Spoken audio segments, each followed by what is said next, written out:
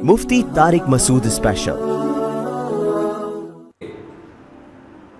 ایک صاحب کہنے لگے بہشتی زیور ہے نا، میں اکثر ترغیب دیتا ہوں، تسہیل بہشتی زیور فقہ کی کتاب ہے، رکھیں پڑھیں۔ ایک صاحب کہنے لگے اس میں مسائل قرآن و حدیث کے خلاف ہیں، اعتراض کرنے والے کرتے ہیں۔ میں نے کہا مثال کے طور پر، یہ میرا ٹاپک نہیں ہے، اب آ گیا تو بس یہ بات کر کے میں آگے چلتا ہوں۔ میں نے کہا مثال کے طور پر، انہوں نے کہا کہ اس میں مسئلہ لکھا ہوا ہے کہ ایک آدمی نے شادی کی پاکستان میں، بیوی اس کی امریکہ میں، فون پہ نکاح ہو گیا، صحیح ہے نا؟ بندہ کہاں ہے؟ پاکستان میں، لڑکی کہاں ہے؟ امریکہ میں۔ واقعی لکھا ہوا ہے ایسے، پاکستان امریکہ کی مثال نہیں ہے، لیکن بہت ڈسٹینس پہ ہیں کہ ان کا آپس میں ملنا ممکن ہی نہیں ہے۔ یہ پاکستان میں رہتا ہے، وہ امریکہ میں رہتے ہیں، نکاح ہو گیا، 1 سال کے بعد بچہ پیدا ہو گیا، تو بہشتی زیور میں لکھا ہے کہ یہ بچہ باپ کا کہلائے گا، یہ ناجائز بچہ بولو نہیں کہلائے گا۔ کہنے لگے یہ کیا ہے؟ وہ آپس میں ملے ہیں ہی نہیں، تو یہ حلال بچہ کہاں سے کہلائے گا؟ نہیں یاری بات سمجھ میں۔ اور یقین فقہ کی کتابوں میں لکھا ہوا ہے، یہ سب کتابوں میں یہ لکھا ہوا ہے کہ شوہر پاکستان میں، بیوی کہاں؟ بولو امریکہ میں۔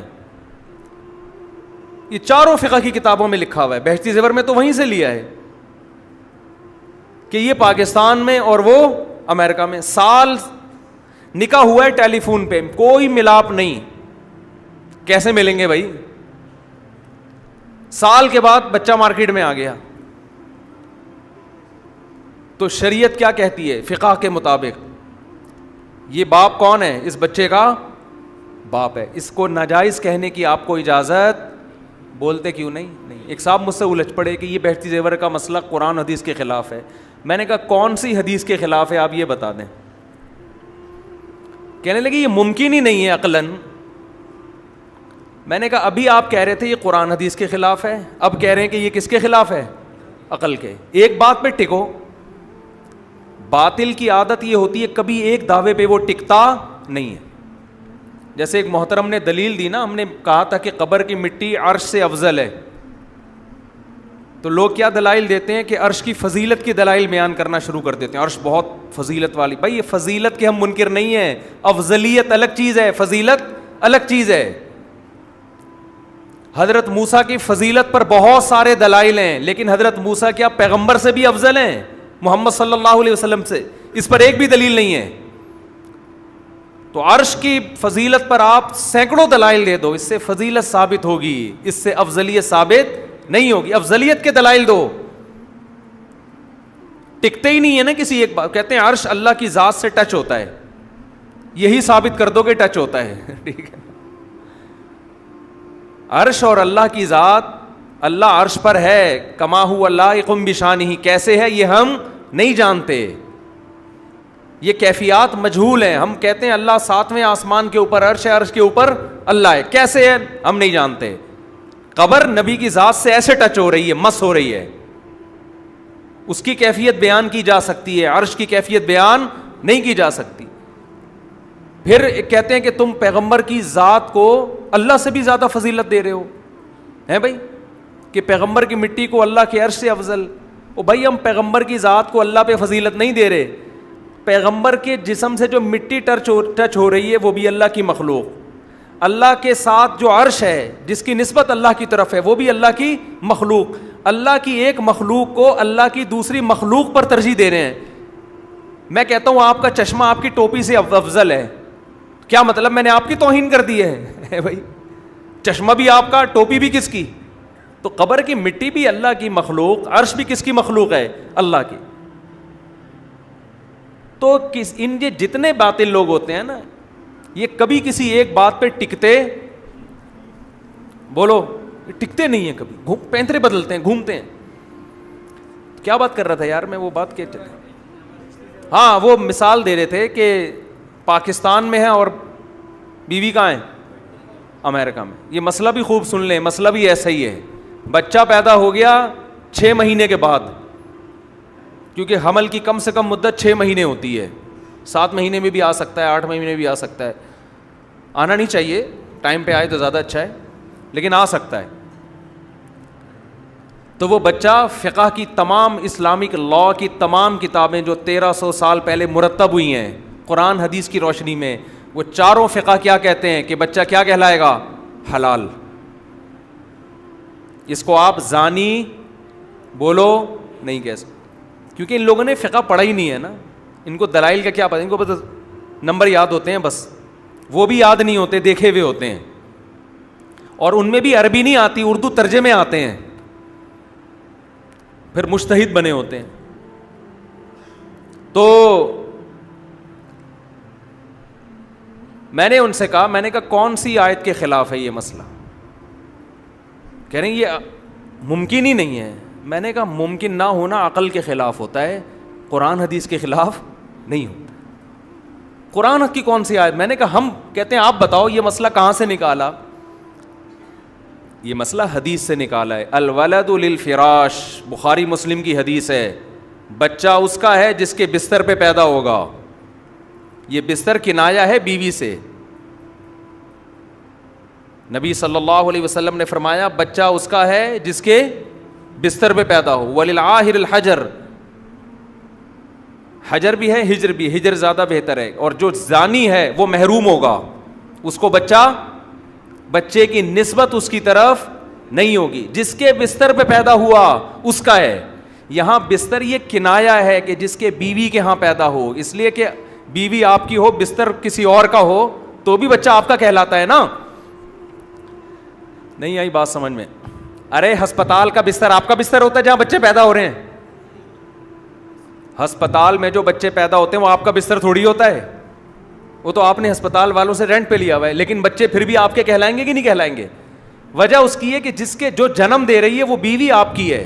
تو یہاں فراش سے مراد فقہا کہتے ہیں کیا ہے؟ بیوی. جس کے بیوی کے ہاں بچہ پیدا ہوگا تو نبی نے فرمایا وہ اس کے ہوگا جس کی بیوی ہے. نہیں آئی بات سمجھ میں؟ جس عورت کے ہاں بچہ پیدا ہوگا تو وہ بچہ اس کا کہلائے گا، یہ عورت جس کی بیوی ہے. زانی کو بچہ اس کی طرف نسبت ہی نہیں ہوگی. اب سوال پیدا ہوتا ہے کہ یہ تو پاسبل ہی نہیں ہے. اسلامی لا ہے، یہ قانون ہے. بعض قانون بنائے جاتے ہیں فتنہ پرستی کو روکنے کے لیے، کیونکہ میاں بیوی میں کوئی بھی بیٹھ کے یہ دیکھ نہیں رہا ہوتا کہ یہ آپس میں مل بھی رہے ہیں کہ نہیں مل رہے ہیں. شادی کے بعد بھی تو اس کا امکان ہے نا کہ بیوی آپ کی ہو، خدا نخواستہ بچہ کسی اور سے پیدا ہو رہا ہو، وہاں انگلی اٹھانے کی اجازت ہے؟ بولو بھائی. آپ کے ہاں بچہ پیدا ہوا، گھنگریالے بال ہیں، آپ کے خاندان میں سب کے صدیوں سے سلکی بال چلے آ رہے ہیں. آپ کے بچہ، آپ بھی گورے چٹے، بیوی بھی گوری چٹی، بچہ اندھیرے میں نظر ہی نہیں آ رہا، اتنا بلیک.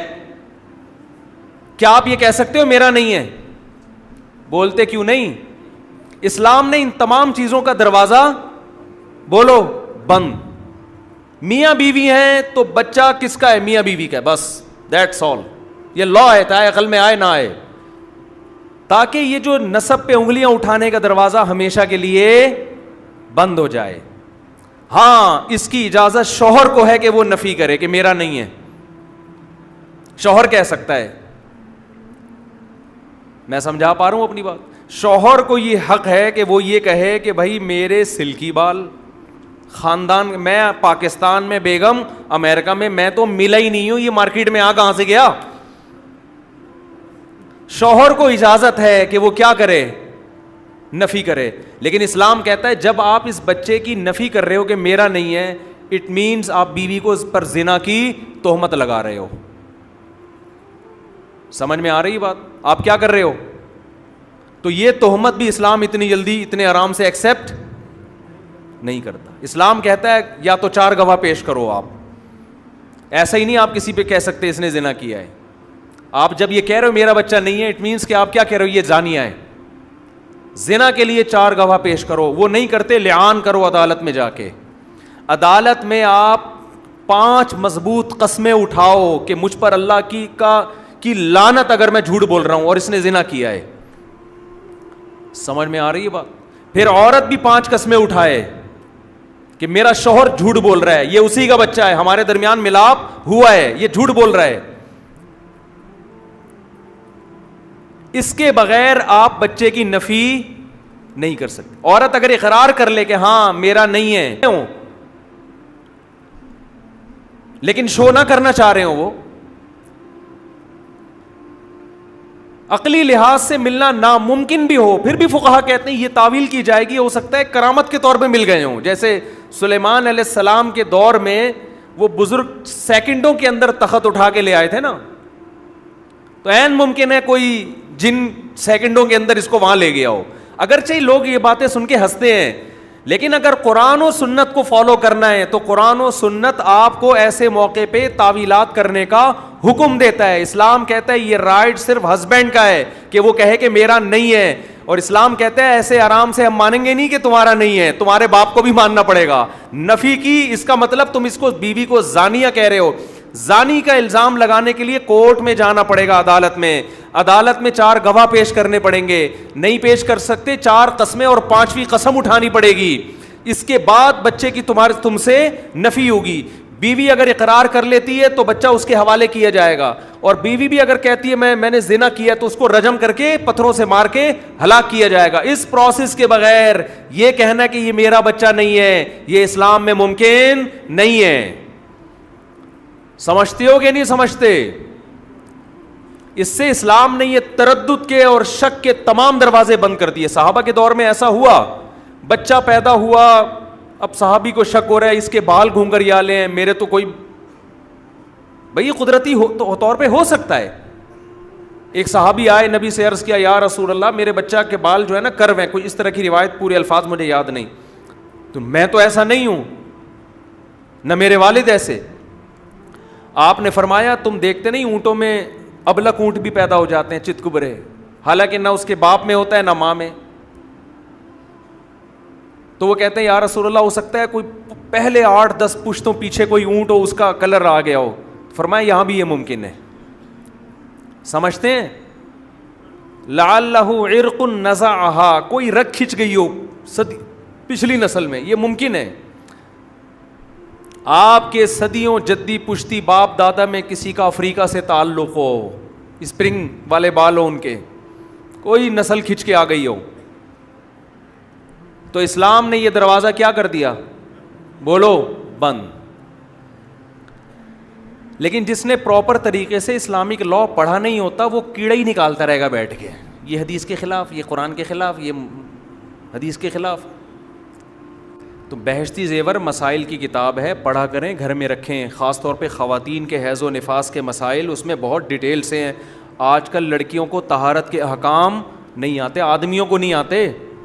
میں نے ایک دفعہ غسل کا طریقہ ریکارڈ کروا دیا تھا ویڈیو, غسل کن صورتوں میں فرض ہوتا ہے اور غسل کا طریقہ کیا ہے. ملینز میں اس کے ویورز گئے ہیں اور سب نے کہا کہ بڑی مہربانی آپ نے غسل کا طریقہ بتا دیا. میں حیران ہو رہا تھا کہ یار یہ تو سب کو ہی آتا ہے. جب میں ویڈیو ریکارڈ کروا رہا تھا میرا خیال تھا اسے تو کوئی بھی نہیں سنے گا, یہ تو سب کو ہی پتہ ہے غسل کب فرض ہوتا ہے. لیکن یہ دور جہالت کا ہے, مسلمان کو یہ بھی نہیں پتا کہ غسل کب فرض ہوتا ہے اور غسل میں فرائض کتنے ہیں, غسل کا سنت طریقہ کیا ہے. یونیورسٹی اور کالجز میں تو پتہ ہی نہیں ہے بالکل. تو اس لیے میں بار بار ترغیب دیتا ہوں, جامعۃ الرشید نے بہشتی زیور کو آسان کر کے چھاپا ہے, تسہیل بہشتی زیور. وہ کتاب پڑھیں اور گھر میں لا کے رکھیں. بچیوں کو جہیز میں دیا کرتے تھے ہندوستان میں مسلمان. اس میں موٹے موٹے فقہ کے مسائل سننے کو ملیں گے, آپ کو پڑھنے کو ملیں گے. سجدہ صحف کے بنیادی احکام, وراثت کے بنیادی احکام. کچھ تو ہمیں علم دین کا ہونا چاہیے نا, اور اس کا کوئی مسئلہ آپ کو لگے نا کہ یہ قرآن و حدیث کے خلاف ہے تو کسی پروپیگنڈے کا شکار نہ ہو. ہم یہاں بیٹھے ہوئے ہیں, انشاءاللہ آپ کو بتائیں گے کہ جو یہ کہہ رہا ہے قرآن حدیث کے خلاف ہے وہ غلط کہہ رہا ہے. اس کے مینٹل لیول سے اوپر کی چیز ہے, اس لیے اس کو لگ رہا ہے, اس کے پاس ہے ہی نہیں, علم ہی نہیں ہے قرآن حدیث کا.